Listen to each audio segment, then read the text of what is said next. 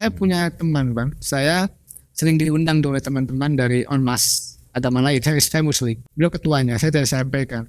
Kang Ujang katanya, ini kami ini ya sering ikut Pak Jokowi juga, ikut Pak Ganjar juga kemana-mana. Beliau itu ikut Pak Anies juga keliling-keliling. Gerakan di bawah Anies itu luar biasa. Di masyarakat, di Medan, kemarin itu luar biasa. Ini katanya bisa menang ini ke Anies katanya. Oleh karena itu pasti nih ada pihak intelijen, ya pihak apapun itu ya pasti akan membendung itu. Membendung dengan cara apa tadi ya? Tadi Nasdem dikerjai dengan J-Platinnya tersangka. Demokrat sekarang PK Muldokonya sedang berproses. Ini kan dalam konteks untuk tanda petik melemahkan ya pihak lawan. Pilpres tanpa Anies tidak menarik. Anies Baswedan saat ini digadang-gadang menjadi salah satu capres terkuat untuk pemilu 2024 nanti. Walaupun beberapa survei saat ini menunjukkan masih di peringkat 3 besar, beberapa pengamat memprediksi namanya akan naik. Banyak pihak mencoba untuk mencegah Anies maju menjadi presiden 2024 nanti dengan berbagai alasan yang salah satunya karena takut jika rezim berganti akan banyak pihak yang tersingkirkan dan berbagai kesalahan di rezim saat ini akan dibongkar. Anies disebut sebagai antitesis rezim saat ini, yang berarti semakin banyak kesalahan rezim saat ini, semakin besar juga peluang bagi Anies untuk menjadi presiden 2024. Apa yang sebenarnya terjadi dan kenapa rezim saat ini takut dengan pencalonan Anies di Pilpres nanti? Bersama Ujang Komarudin, pengamat politik Universitas Al-Azhar Indonesia, kami akan membahasnya. Teman-teman, masih sama Bang Ujang Komarudin, peneliti dari Universitas Al-Azhar Indonesia. Menarik, karena ternyata kecilnya badan itu tidak mencerminkan kecilnya pemikiran, ya kan? Nah ternyata berani juga gitu ngobrol apapun, dan kita ngobrol apapun di sini ya, tidak ada yang ditutup-tutupi. Nah sekarang kita ngobrol tentang Anies. Anies ini kan oleh beberapa orang, oleh Nasdem, oleh beberapa kelompok dianggap atau dan di ini, wah ini jadi presiden Indonesia pantas deh kayaknya, pinter, bahasa Inggrisnya juga oke. Tapi kan tidak hanya itu jadi presiden gitu loh. Nah sekarang Anies bilang, loh kalau saya survei saja nomor 3, kenapa saya harus ditolak-tolak, ini biarin aja gitu. Itu apa yang terjadi dengan Anies, karena semua survei setelah Ganjar, Prabowo, baru kemudian Anies gitu. Saya jawab dulu setelah survei bang. Justru survei yang ketiga ini akan cenderung naik. Oh gitu? Iya, kecenderungan yang survei terbawah itu akan naik. Gitu Pak, itu psikologi. Itu kecenderungan psikologis atau keinginan masyarakat? Iya, keinginan psikologis masyarakat Pak. Ini yang saya baca, saya sering survei juga, tapi jarang dipublish karena saya untuk objektivitas. Nah saya katakan satu itu. Yang kedua saya melihat kenapa Anies itu tidak boleh nyapres. Ya ini karena mohon maaf, ya pihak yang berkuasa saat ini tidak mau bermasalah karena rezim berganti, kebijakan berganti, mohon maaf. Dia masuk penjara semua itu. Punya kasus hukum banyak, seabrek gitu ya. Iya. Ya lihat aja pandemi, anggaran negara kemana aja. Iya. Itu bisa memasukkan mereka ke penjara. Mereka bahkan menjaga-jaga dengan perpu kan, supaya nggak kena gitu. Itu kan kelihatan. Jadi artinya kalau rezimnya berganti, penguasanya berganti, presidennya berganti, pasti akan berefek kepada nasib mereka. Bukan hanya secara hukum bang, secara politik, hukum udah pasti akan sudah ada kenyataannya. Nasdem kan menteri ini sudah masuk. Secara politik akan dihabisi, mereka juga pasti nggak akan berpuasa lagi gitu kan. Lalu secara ekonomi bisnis mereka juga ditutup oleh katakanlah ya penguasa baru pasti. Kalau penguasa baru semua akan baru, baik dalam konteks kebijakannya maupun dalam konteks pendananya dan orang yang punya kekuasaannya. Nah oleh karena itu ya mereka berpikir ulang lah, kalau Anies bahaya nih ya kan. Kenapa Anies tadi 1-2 hal tadi, 2 poin tadi, termasuk Anies kan antitesa Jokowi. Betul. Jadi sebenarnya yang saya baca nih bukan karena kehebatan Anies, karena kesalahan rezim Pak Jokowi. Oh, jadi Jadi Anies itu tidak dimaui bukan karena jabatan Anies. Bukan, Bang, saya ini banyak turun ke masyarakat. Wah, kita udah sebenarnya gini. Tapi karena banyaknya kesalahan yang diperbuat oleh rezim ini. Rezim ini. Jadi sebenarnya gini, kalau Pak Jokowi dan rezimnya tidak takut ya dengan kasus hukum mereka, itu nggak ada masalah siapa. Akhirnya ketika mereka sudah berhitung kan, kalau turun ini kasusnya di sini banyak. Saya bisa masuk penjara. Nah, ini fakta dan kenyataan di kita bahwa ketakutan itu paranoid itu terjadi di pejabat publik kita. Dan bukan hanya itu, Bang. Di Indonesia ini semua pejabat loh, Bang. Kalau dia tidak punya apapun, misalnya tidak punya jabatan ini, entah presiden, gubernur, wali kota, apapun pejabat itu, begitu dia turun tidak ada yang menghormati, Bang. Habis loh. Habis. Saya punya saudara jadi bupati, begitu nggak jadi nggak ada yang hormatin. Ya sudah tidak dihormati, kalau kasus hukumnya dicari ya mati kan. Nah, ini yang membuat sebenarnya persoalannya. Saya sih melihatnya itu. Makanya itu juga jadi jawaban, meskipun dia nomor 3 tetap harus dirintangin. Pasti, karena tadi nomor 1 dia pasti bisa naik. Ya kan. Yang kedua, kalau menang berbahaya bagi rezim. Nah, ini menjadi persoalan. Padahal itu diinginkan oleh rakyat, pembersihan rezim dan segala macam. Ya, kan begini, antara katakanlah bloknya Anies dengan penguasa saat ini kan dua bejana yang berbeda, Bang. Betul. Kalau decisionnya bagus nih, ya Anies juga nggak bakal kelihatan bagus, Bang. Iya, betul. Iya, kalau di sini jelek nih, ya kan Anies ya bagus. Yang sini kelihatan bagus banget. Ya. Ini dua bejana yang berbeda, jadi pasti akan saling. Jadi logikanya begitu. Sebetulnya logika untuk melihat Anies itu bukan karena pemerintahan ini bagus atau apa, karena justru pemerintahnya jelek maka dia naik. Ini logika sederhana. Karena tidak sepadannya itu tadi. Dulu juga sama. Ya, SBY antitesanya Mega. Ya kan Jokowi antitesanya SBY. Iya. Anies antitesanya Jokowi. Sama. Dua berjalan yang berbeda itu. Oleh karena itu saya melihat, saya katakan, Bang, di banyak media saya bilang Anies ini kalau dibiarkan bisa menang. Ini pandangan objektif saya aja. Kalau dibiarkan menang, maka ya tadi harus dikerjai, harus dipoto, harus tidak nyapres. Saya punya teman, Bang. Saya sering diundang oleh teman-teman dari Ormas agama lain. Saya Muslim. Menurut saya, beliau ketuanya. Saya tidak sampaikan, Kang Ujang katanya, ini kami ini ya sering ikut Pak Jokowi juga, ikut Pak Ganjar juga kemana-mana. Beliau itu ikut Pak Anies juga keliling-keliling. Gerakan di bawah Anies itu luar biasa, katanya.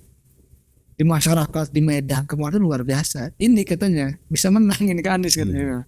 Oleh karena itu pasti nih ada pihak intelijen, ya pihak apapun itu ya pasti akan membendung itu. Membendung dengan cara apa tadi? Ya tadi Nasdem dikerjai dengan Jepnatifnya tersangka. Demokrat sekarang PK Muldoko yang sedang berproses. Inaka Wahagu. Ini kan dalam konteks untuk tanda petik melemahkan ya pihak lawan. Karena tadi menginginkan dua pasangan tapi Anies tidak nyapres. Kan itu sebenarnya. Pertanyaan berikutnya, kalau memang Anies itu membahayakan dan segala macam, berarti kita ini bakal tidak punya presiden pinter, bahkan tidak punya sistem kenegaraan yang luar biasa. Karena cuman begitu. Itu, Bang. Kita ini kan sama-sama orang yang perhatian juga terhadap bangsa dan negara, kan Abang sebagai ahli di media, saya katakan dosen gitu. Kita ini punya kepedulian.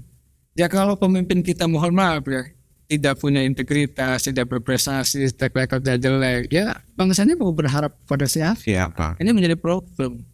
Oleh karena itu tadi kita ini lebih senang oligarki itu penyandang dana gitu ya kepada orang-orang yang bisa dikendalikan, yang bisa dipegang. Kan itu persoalannya. Jadi kita tidak melihat tuh integritasnya, prestasinya, latar belakangnya, gitu, leadershipnya tidak. Ini yang juga mohon maaf pendidikan yang tidak bagus bagi anak-anak muda. Anak-anak muda kan butuh keteladanan, butuh tokoh-tokoh yang saat ini gitu cawapres maupun ya menteri yang memang betul-betul dia bisa menjadi inspirasi bagi anak-anak muda. Lah kalau misalkan cawapresnya mohon maaf tidak berprestasi, nggak jelas apa prestasinya, nggak ngomong lalu seperti apa? Nah maksud saya ya kita memang berkewajiban nih kita anak-anak Indonesia, kita masuk saya dengan Abang nih, memunculkan tadi capres-capres memang yang punya prestasi siapapun, Bang. Saya bilang dari kita nih sudah 280 juta jiwa, Masa nggak ada capres yang hebat? Masa tidak ada capres yang luar biasa? Kan aneh. Nomor 4 terbesar di dunia. Iya, maksud saya lo dari 280 juta jiwa Indonesia, masa misalkan ada orang yang benar dihalangi, ada orang yang bagus di-cut gitu ya, ada orang yang berprestasi disuruh turun. Ini menjadi persoalan kita, Pak. Oleh karena itu tadi ya, boleh kita bersaing karena demokrasi itu intinya rivalitas atau persaingan ya. Tetapi dalam konteks persaingannya ini loh tidak boleh tadi ya saling, kalau saya bahasa saya nih Pak, menafikan satu sama lain. Namanya itu kontestasi, ada yang kalah, ada yang benar. Iya. Nah, saya melihat dalam konteks kekuasaan hari ini, katakanlah rezim hari ini belum siap kalah, pengennya masih menang, pengennya hat-trick, pengennya berkuasa terus. Makanya tadi muncul di awal, pengen 3 periode, pengen perpanjangan, pengen diundur.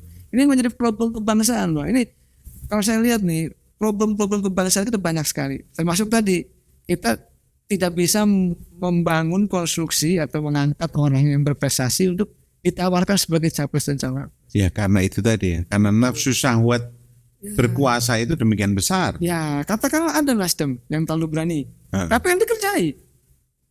Nah, ini menjadi problem. Ya, Itu tugas Bang Lutfi dan saya sebagai bagian dari anak Indonesia ya, untuk ya kalau tidak sekarang besok mencari figur-figur sosok-sosok anak-anak muda hebat Bang. Ya, untuk bisa siapapun putra-putri bangsa yang dia bagus, berprestasi, memenuhi kriteria ya sebagai pemimpin bangsa, kita dorong siapapun. Iya, tanpa kecuali. Negara lain sudah begitu ya. Kita kan kalau begini terus kan susah nih. Gitu. Padi di lumbung padi, ayam di lumbung padi kita. Nah ini sekarang tentang Anies nih. Nasdem begitu juga kelihatannya sulit bergerak. Nasdem ini, ya kan, hanya ke mana Demokrat, ya kan, sama siapa? PKS, ya kan, sama PKS.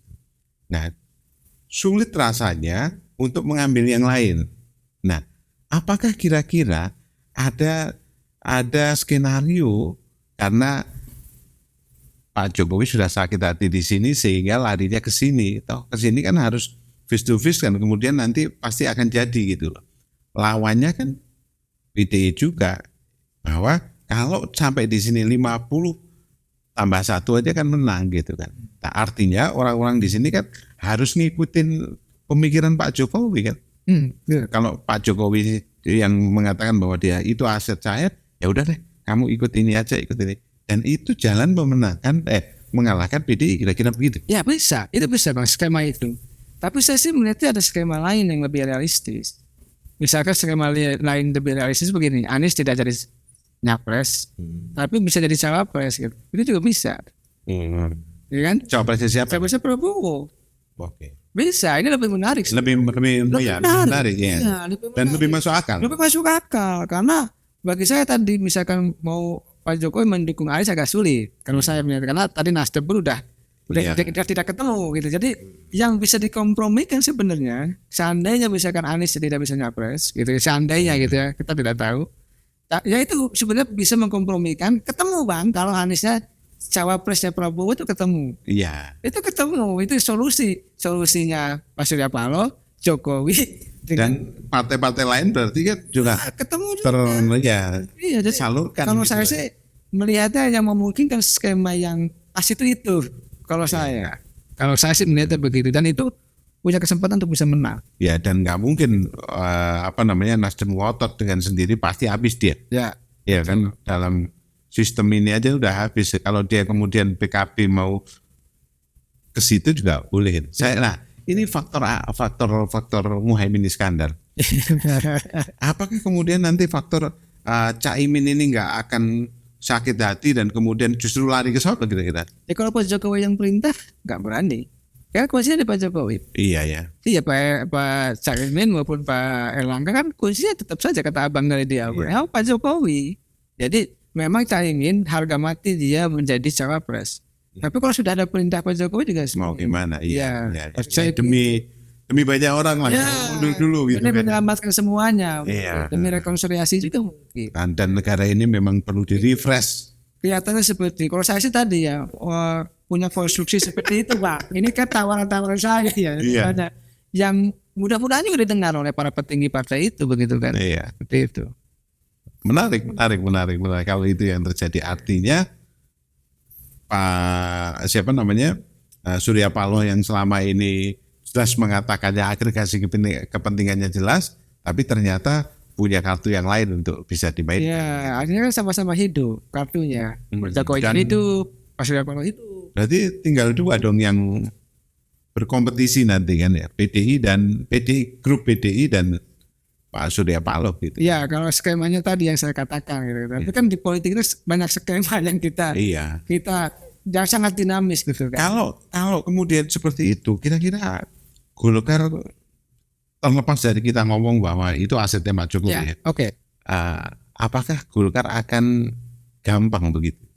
Kalau Gampang apanya nih? gampang melepas itu, karena kan ini kan partai besar, partai zaman dulu sampai sekarang masih ada gitu kira-kira. Ya, dalam konteks itu saya sepakat. Dan Golkar itu pemenang pemilu dengan suara terbesar kedua pada di parlemen ya, Iya. kursinya, jumlah kursinya. Nah, saya melihat begini. Tapi kenyataan dinamika politik hari ini, Golkar ketinggalan.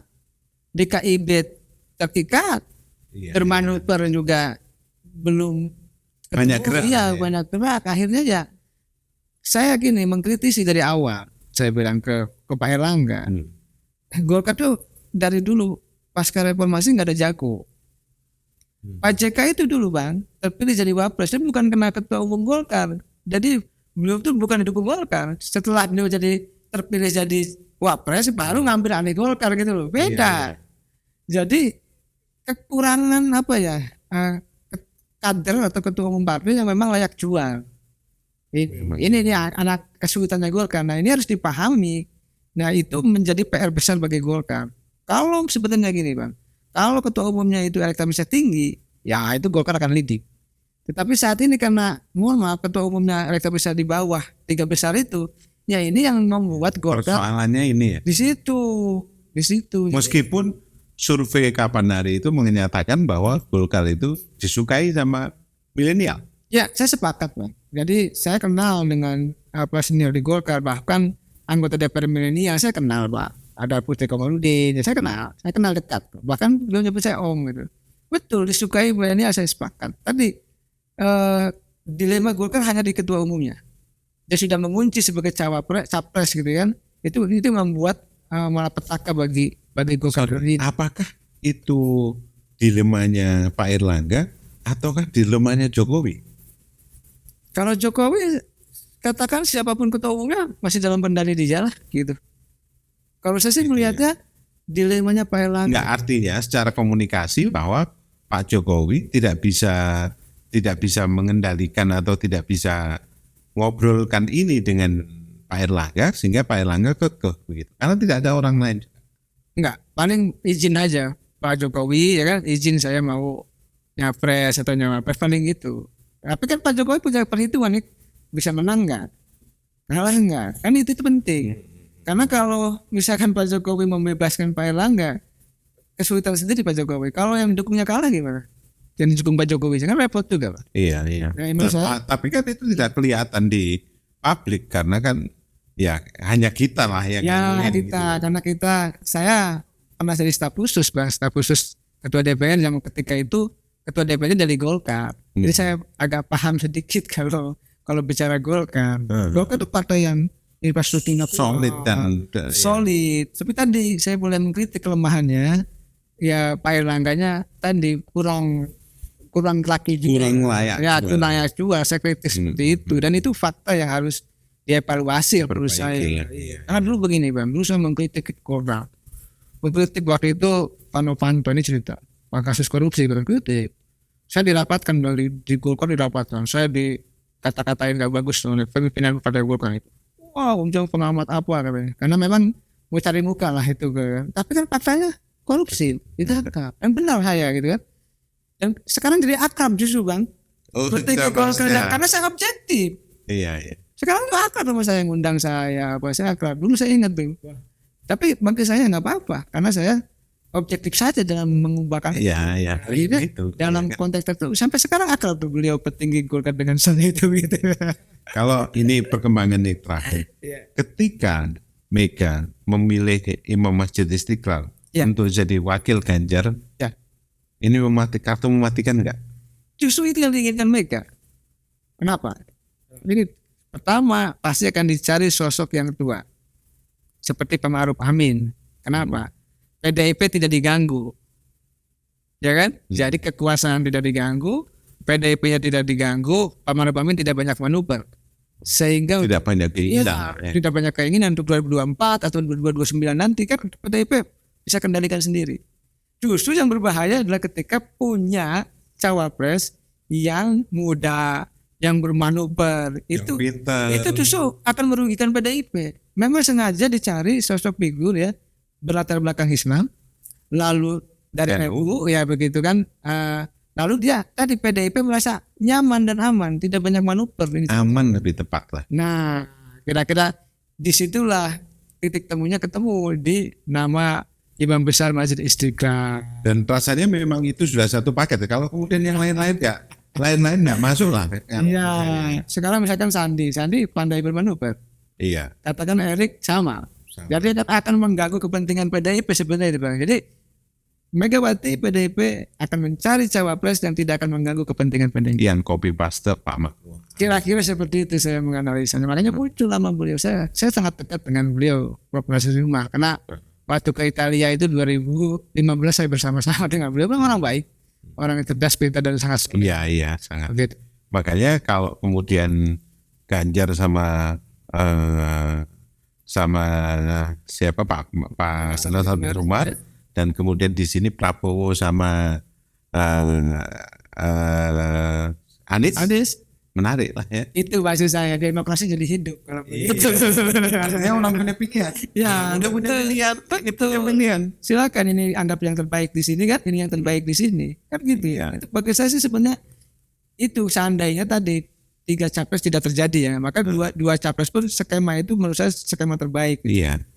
Kira-kira ya Bang, kalau ini 3 apa 2 pasangan ya? Kira-kira. Inilah Bang, kita apa ya? Saya tidak bisa pastikan. Yang jelas kelompok kekuasaan atau yang berkuasa sekarang ingin dua itu tanpa Anies. Jadi Anies itu saya mengeliminasi Anies itu meminimalisir risiko. Yang kedua tidak ingin ada 2 putaran kan? Kalau tidak ingin 2 putaran bukan 2 pasangan. Yang ketiga saya lihat anggarannya nggak ada ini Bang. Iya, jadi kalau nggak ada putaran kedua itu mengirit 27 triliun Bang. Itu juga. Jadi sangat irit itu juga. Jadi artinya bingung juga. Makanya satu kepentingan Pak Jokowinya tadi tidak mau Anies nyapres katakanlah ya. Agar tidak ada 2 putaran. Kalau 2 putaran itu beban negaranya juga tinggi juga kalau secara hitung-hitungan kalkulasi anggaran. Nah, apakah 2 atau 3? Kalau saya pribadi ya pengennya 3 Bang. Karena saya melihat begini, Pilpres tanpa Anies tidak menarik. Iya.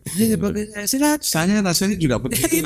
Iya, kan udah kelihatan nanti all Jokowismen, all Presidenismen, kan nggak menarik. Iya. Masalah biar kontestasi demokrasi kita lihat sehat. Jadi kan ya silakan muncul urusan menang tidak kan biar rakyat yang menentukan begitu. Kalau saya sih. Tapi mengatakan saya sebagai presiden berat. Nah itu kan skenario yang memang sudah dibaca oleh Pak SBY juga kan ketika itu. Iya, Pak SBY kan juga sempat bicara itu. Sebaiknya nggak usah banyak-banyak aja. 3. Tapi kan waktu itu mau 2. Pak SBY inginnya 3. Nah, sekarang udah muncul lagi ingin 2 lagi gitu kan. Nah, makanya kita doain 2 kalau ada Anies kan bagus. Ya, saya sih melihatkan begitu. Tadi kalau simpel dan nggak boros. Nah, betul. Dan itu apa namanya? Mengakomodir semua kepentingan kalau saya melihat ya. Saya kira juga calon presiden itu mesti tahu diri kayaknya. Dia ini memang laku enggak gitu loh maksud saya. Kalau itu kerjaan kita lebih simpel juga. Betul Bang. Nah kita ini kan tugasnya tadi ya Abang memberikan pendidikan politik kepada anak muda kan. Kita kan tugas saya dosen juga sama kan. Kita ingin menawarkan ya kan capres-capres yang tadi bukan hanya apa lah ya. Ya dia didukung partai, tapi tadi punya kualitas. Punya kualitas lah, dibangun kualitas itu. Baik, teman-teman, saudara-saudara, punya kualitas. Jangan lupa ya, karena apa? Presiden tanpa kualitas, bagaimana jadinya negara sebesar Indonesia? Ya, kita tidak akan maju. Ingat, coblos di pemilu. Thank you. Ya, Assalamualaikum warahmatullahi wabarakatuh. Terima kasih Bang Lutfi. Salam warahmatullahi wabarakatuh.